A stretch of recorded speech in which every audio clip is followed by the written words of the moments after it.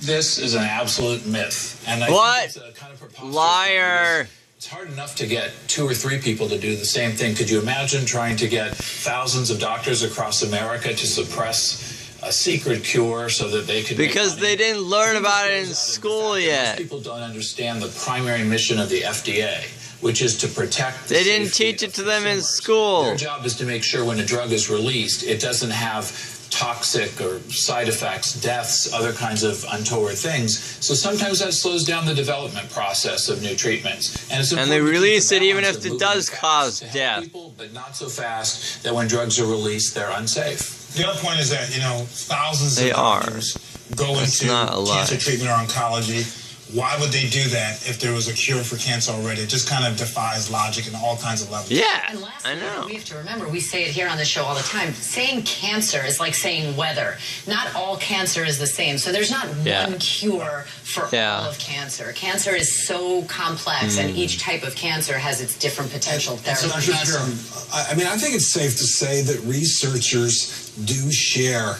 their knowledge and their information. I think people maybe think out there that they want to keep it to themselves so they get the fame, the notoriety, etc., finding the cure, but that's not. So there's no conspiracy theory. Obviously, the process isn't perfect. Dr. Oz has shared many different ones. Our next topic.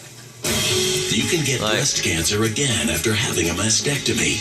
Myth or reality? This is a reality. It seems unclear to people, but the fact is that most women who have breast tumors removed, just the tumor is removed. So there's remaining tissue in that breast, which is at risk for getting other tumors.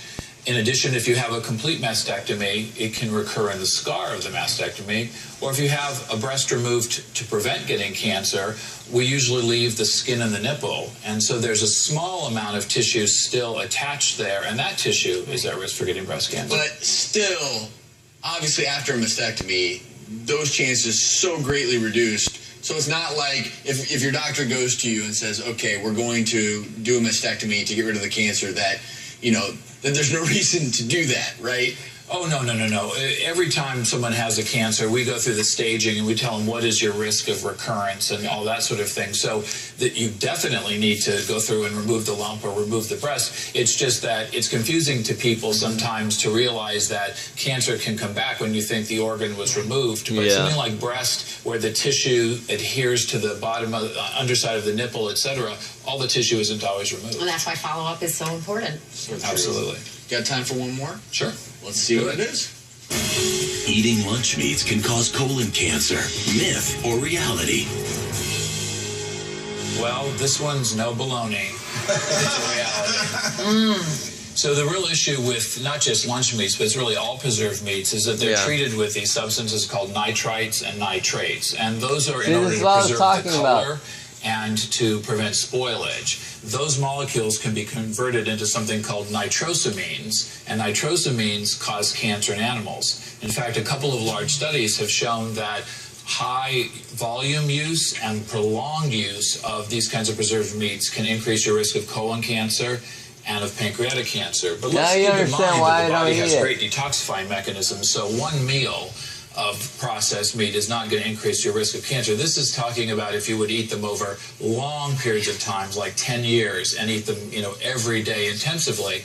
That being in mind, it's still a good idea to eat freshly prepared foods. I think even though the risk is kind of over a long period of time, and a lot of people are economically challenged who can't afford some of the fresher meats, I still think when you kind of weigh the benefits and the cost, that if you can go fresh, invest your money in that, no doubt about it. Absolutely. And just as a quick point, more and more manufacturers are now trying to make theirs nitrite free. Often it'll be on the label.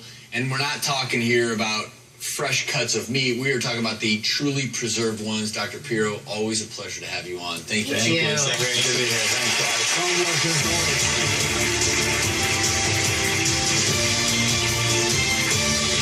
Coming up next, 3 simple ways you can prevent a hangover. Beverly Hills housewife Adrienne Maloof is revealing her secret and more. That's next.